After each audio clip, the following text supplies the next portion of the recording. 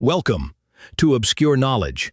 Tonight we descend into the shadows of Edgar Allan Poe, a tale of fear, obsession, and the faceless terror within the crowd. This is The Man of the Crowd. Ce grand malheur de ne pouvoir seul. La Bruyère. It was well said of a certain German book that lasst sich nicht lesen. It does not permit itself to be read. There are some secrets which do not permit themselves to be told. Men die nightly in their beds, wringing the hands of ghostly confessors and looking them piteously in the eyes, die with despair of heart and convulsion of throat on account of the hideousness of mysteries which will not suffer themselves to be revealed. Now and then, alas, the conscience of man takes up a burthen so heavy in horror that it can be thrown down only into the grave, and thus the essence of all crime is undivulged. Not long ago, about the closing in of an evening in autumn, I sat at the large bow window of the D Coffee House in London. For some months I had been ill in health, but was now convalescent, and, with returning strength, found myself in one of those happy moods which are so precisely the converse of ennui. Moods of the keenest appetency, when the film from the mental vision departs, and the intellect, electrified, surpasses as greatly its everyday condition, as does the vivid yet candid reason of Leibniz, the mad and flimsy rhetoric of Gorgias. Merely to breathe was enjoyment, and I derived positive pleasure even from many of the legitimate sources of pain. I felt a calm but inquisitive interest in everything. With a cigar in my mouth and a newspaper in my lap, I had been amusing myself for the greater part of the afternoon, now in poring over advertisements, now in observing the promiscuous company in the room, and now in peering through the smoky panes into the street. This latter is one of the principal thoroughfares of the city, and had been very much crowded during the whole day. But, as the darkness came on, the throng momently increased, and by the time the lamps were well lighted, two dense and continuous tides of population were rushing past the door. At this particular period of the evening, I had never before been in a similar situation, and the tumultuous sea of human heads filled me, therefore, with a delicious novelty of emotion. I gave up, at length, all care of things within the hotel, and became absorbed in contemplation of the scene without. At first, my observations took an abstract and generalizing turn. I looked at the passengers in masses, and thought of them in their aggregate relations. Soon, however, I descended to details, and regarded with minute interest the innumerable varieties of figure, dress, air, gait, visage, and expression of countenance. By far the greater number of those who went by had a satisfied business-like demeanor, and seemed to be thinking only of making their way through the press. Their brows were knit and their eyes rolled quickly. When pushed against by fellow wayfarers, they evinced no symptom of impatience, but adjusted their clothes and hurried on. Others, still a numerous class, were restless in their movements, had flushed faces, and talked and gesticulated to themselves, as if feeling in solitude on account of the very denseness of the company around. When impeded in their progress, these people suddenly ceased muttering, but redoubled their gesticulations, and awaited, with an absent and overdone smile upon the lips, the course of the persons impeding them. If jostled, they bowed profusely to the jostlers, and appeared overwhelmed with confusion. There was nothing very distinctive about these two large classes beyond what I have noted. Their habiliments belonged to that order which is pointedly termed the decent. They were undoubtedly noblemen, merchants, attorneys, tradesmen, stock jobbers, the eupatrids and the commonplaces of society, men of leisure and men actively engaged in affairs of their own, conducting business upon their own responsibility. They did not greatly excite my attention. The tribe of clerks was an obvious one, and here I discerned two remarkable divisions. There were the junior clerks of flash houses, young gentlemen with tight coats, bright boots, well-oiled hair, and supercilious lips. Setting aside a certain dapperness of carriage, which may be termed deskism for want of a better word, the manner of these persons seemed to me an exact facsimile of what had been the perfection of bon ton about 12 or 18 months before. They wore the cast-off graces of the gentry, and this, I believe, involves the best definition of the class. The division of the upper clerks of staunch firms or of the steady old fellows it was not possible to mistake. These were known by their coats and pantaloons of black or brown, made to sit comfortably, with white cravats and waistcoats, broad, solid-looking shoes, and thick hose or gaiters. They had all slightly bald heads, from which the right ears, long used to pen-holding, had an odd habit of standing off on end. I observed that they always removed or settled their hats with both hands, and wore watches with short gold chains of a substantial and ancient pattern. Theirs was the affectation of respectability, if indeed there be an affectation so honorable. There were many individuals of dashing appearance, whom I easily understood as belonging to the race of swell pickpockets, with which all great cities are infested. I watched these gentry with much inquisitiveness, and found it difficult to imagine how they should ever be mistaken for gentlemen by gentlemen themselves. Their voluminousness of wristband, with an air of excessive frankness, should betray them at once. The gamblers, of whom I descried not a few, were still more easily recognizable.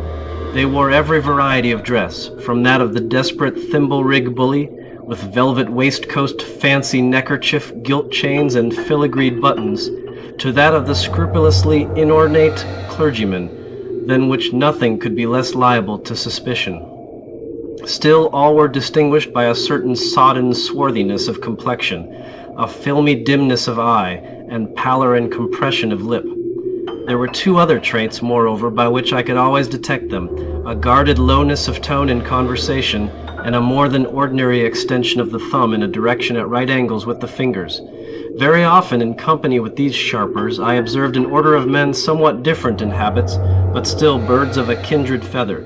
They may be defined as the gentlemen who live by their wits.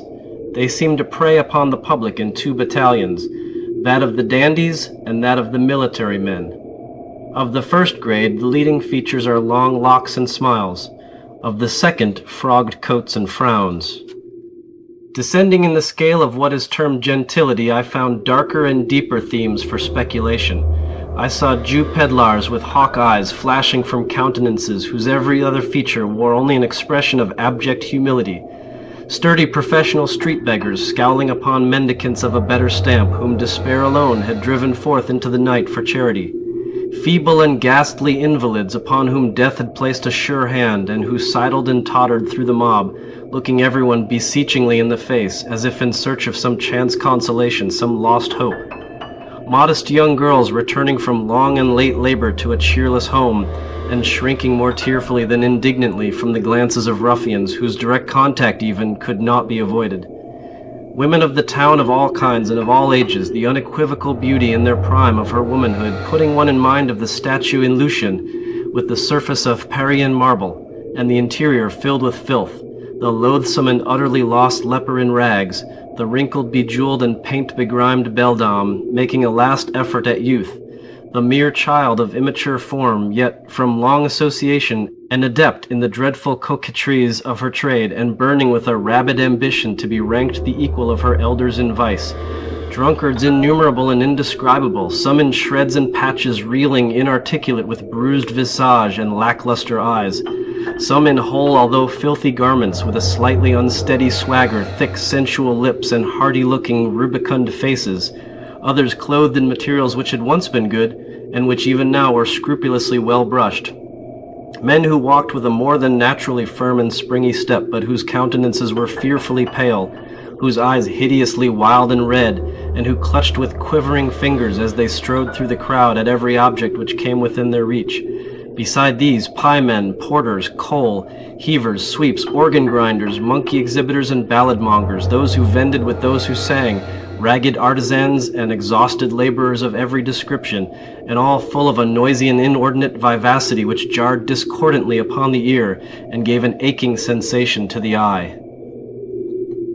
As the night deepened, so deepened to me the interest of the scene, for not only did the general character of the crowd materially alter, its gentler features retiring in the gradual withdrawal of the more orderly portion of the people, and its harsher ones coming out into bolder relief as the late hour brought forth every species of infamy from its den, But the rays of the gas lamps, feeble at first in their struggle with the dying day, had now at length gained ascendancy, and threw over everything a fitful and garish luster. All was dark yet splendid, as that ebony to which has been likened the style of Tertullian.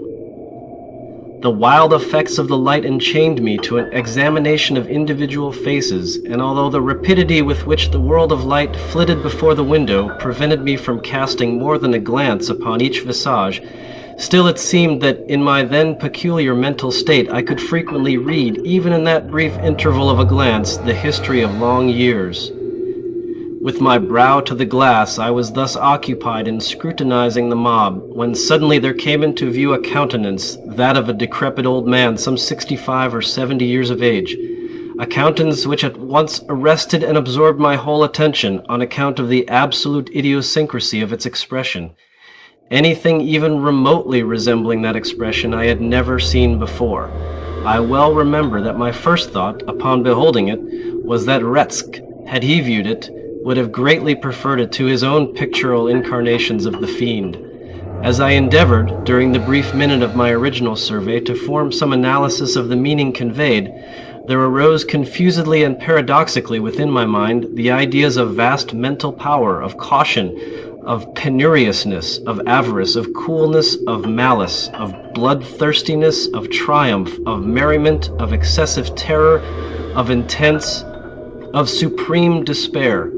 I felt singularly aroused, startled, fascinated. How wild a history, I said to myself, is written within that bosom.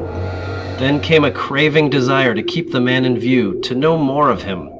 Hurriedly putting on an overcoat and seizing my hat and cane, I made my way into the street and pushed through the crowd in the direction which I had seen him take, for he had already disappeared. With some little difficulty, I at length came within sight of him, approached, and followed him closely, yet cautiously, so as not to attract his attention. I had now a good opportunity of examining his person. He was short in stature, very thin, and apparently very feeble. His clothes generally were filthy and ragged, but as he came, now and then, within the strong glare of a lamp, I perceived that his linen, although dirty, was of beautiful texture, and my vision deceived me, or, through a rent in a closely buttoned and evidently second-handed roquelaire which enveloped him, I caught a glimpse both of a diamond and of a dagger. These observations heightened my curiosity, and I resolved to follow the stranger whithersoever he should go. It was now fully nightfall, and a thick, humid fog hung over the city, soon ending in a settled and heavy rain. This change of weather had an odd effect upon the crowd, the whole of which was at once put into new commotion, and overshadowed by a world of umbrellas. The waver, the jostle, and the hum increased in a tenfold degree.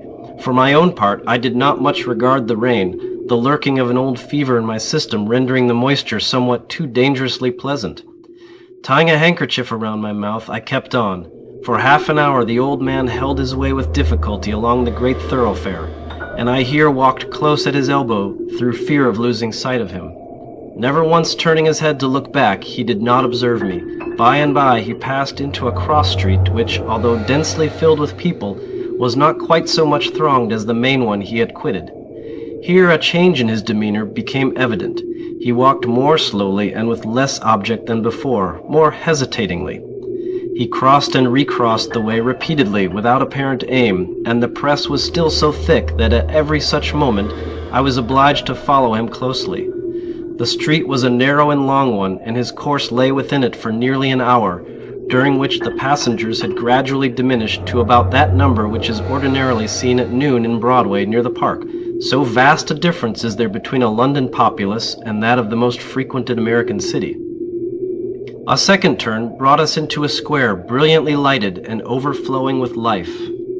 The old manner of the stranger reappeared. His chin fell upon his breast, while his eyes rolled wildly from under his knit brows in every direction upon those who hemmed him in. He urged his way steadily and perseveringly. I was surprised, however, to find upon his having made the circuit of the square that he turned and retraced his steps. Still more was I astonished to see him repeat the same walk several times, once nearly detecting me as he came round with a sudden movement. In this exercise he spent another hour, at the end of which we met with far less interruption from passengers than at first. The rain fell fast, the air grew cool, and the people were retiring to their homes. With a gesture of impatience, the wanderer passed into a by-street comparatively deserted. Down this, some quarter of a mile long, he rushed with an activity I could not have dreamed of seeing in one so aged, and which put me to much trouble in pursuit. A few minutes brought us to a large and busy bazaar, with the localities of which the stranger appeared well acquainted, and where his original demeanor again became apparent as he forced his way to and fro without aim among the host of buyers and sellers. During the hour and a half, or thereabouts, which we passed in this place, it required much caution on my part to keep him within reach without attracting his observation. Luckily, I wore a pair of caoutchouc overshoes and could move about in perfect silence. At no moment did he see that I watched him. He entered shop after shop, priced nothing, spoke no word, and looked at all objects with a wild and vacant stare. I was now utterly amazed at his behavior, and firmly resolved that we should not part until I had satisfied myself in some measure respecting him. A loud-toned clock struck 11, and the company were fast deserting the bazaar. A shopkeeper, in putting up a shutter, jostled the old man, and at the instant I saw a strong shudder come over his frame. He hurried into the street, looked anxiously around him for an instant, and then ran with incredible swiftness through many crooked and peopleless lanes, until we emerged once more upon the great thoroughfare whence we had started, the street of the D Hotel. It no longer wore, however, the same aspect. It was still brilliant with gas, but the rain fell fiercely, and there were few persons to be seen. The stranger grew pale. He walked moodily some paces up the once populous avenue, then, with a heavy sigh, turned in the direction of the river, and, plunging through a great variety of devious ways, came out at length in view of one of the principal theaters. It was about being closed, and the audience were thronging from the doors. I saw the old man gasp as if for breath, while he threw himself amid the crowd, but I thought that the intense agony of his countenance had in some measure abated. His head again fell upon his breast. He appeared as I had seen him at first.